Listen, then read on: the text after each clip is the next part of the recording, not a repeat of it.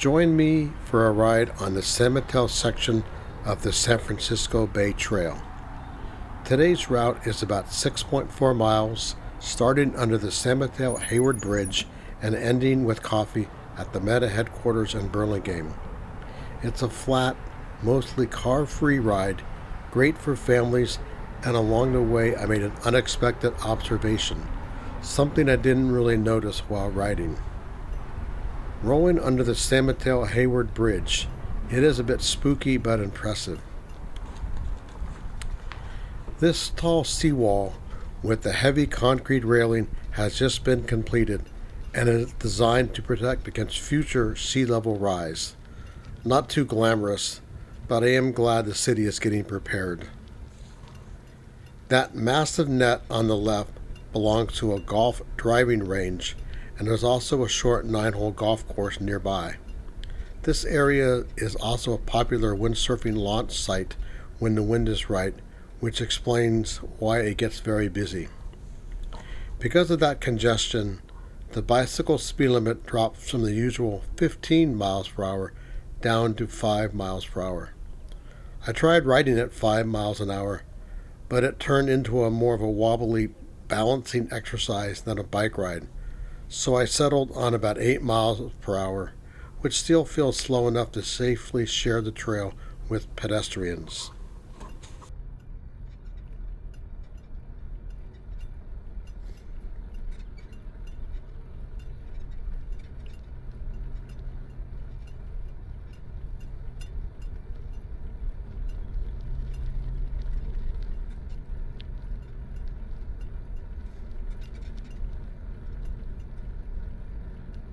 When the new 4-lane bridge was built, the old bridge wasn't removed.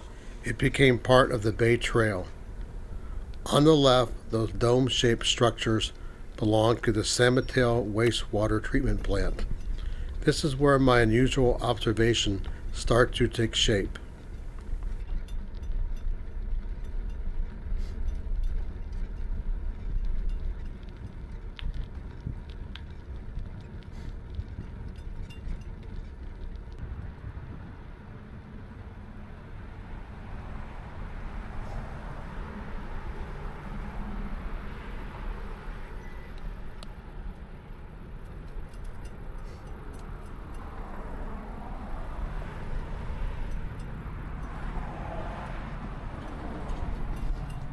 That hill on the left is the now closed San Mateo City Dump.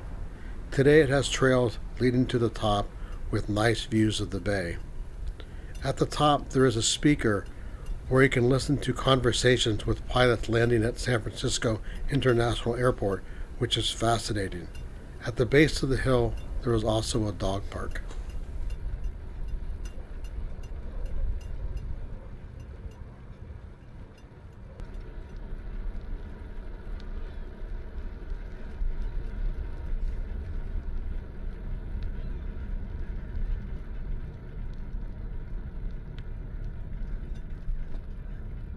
Coming up is this distinctive arched pedestrian bridge, one of my favorite features along the trail. And starting here, the power transmission towers and lines become hard to miss. They remind me of the robots in the Japanese film Castle in the Sky, tall, quiet, and oddly watchful.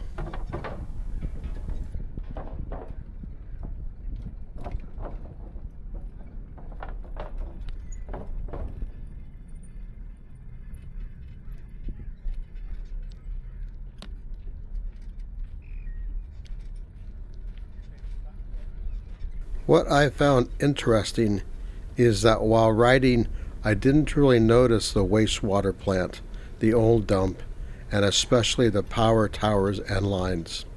But watching the video later, these elements stood out immediately, particularly the power lines. It's as if my mind filtered them out while the camera removed my filter. This was my unusual observation. How much our minds can ignore, and how the video quietly reveals what we've learned not to see.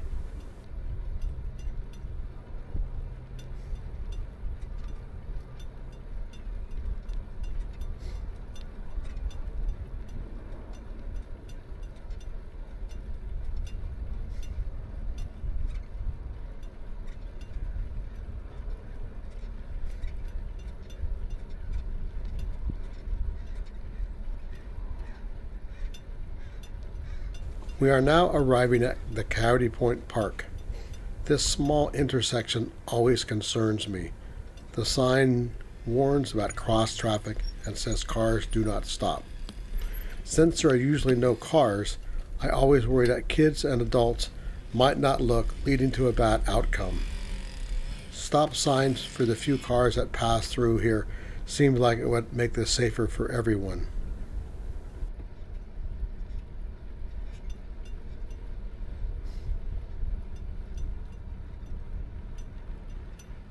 Coyote Point also has a small marina for those interested in boating. At the end of the marina is a breakwater where people often fish. I've tried a few times without much luck, but it is still a peaceful place to slow down and relax.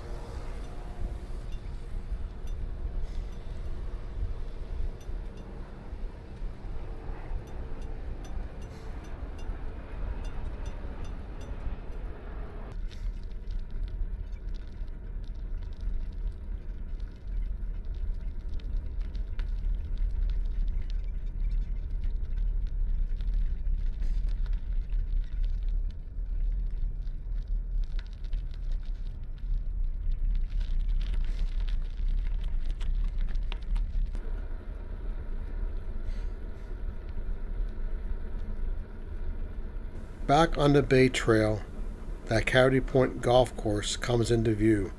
Nearby is also a shooting range, one of those unexpected combinations you occasionally find along the Bay Trail.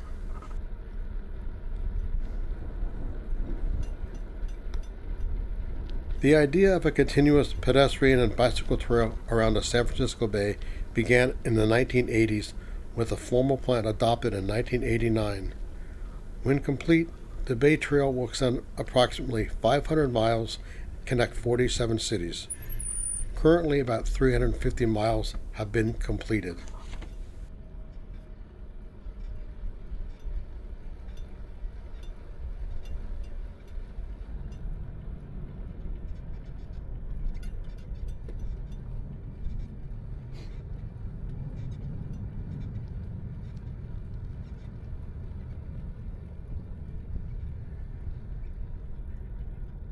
The beach area at Coyote Point has been recently improved and is now quite nice. I've seen people swimming here, braver than me, and it's also a popular spot for windsurfing when conditions are right.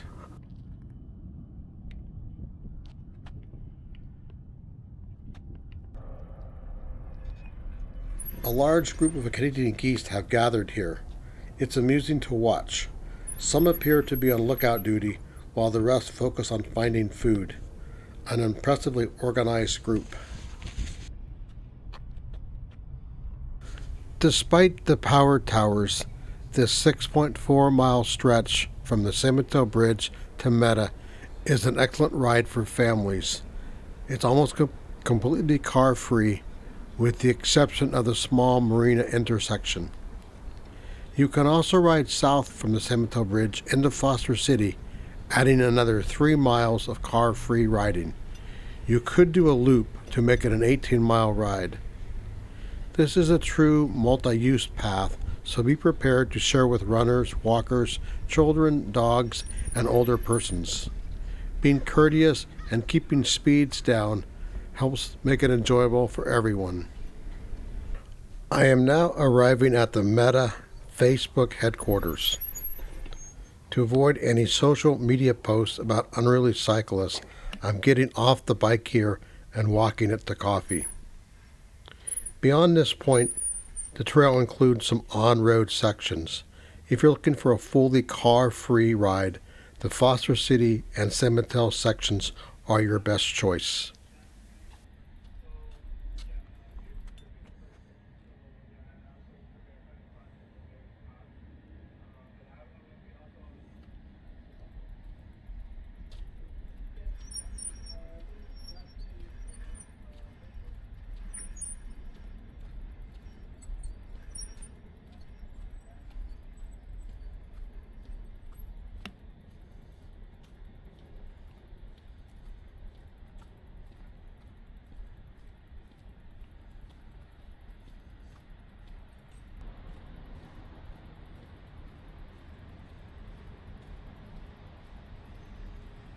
Thanks for joining this ride and giving me an excuse to go for coffee.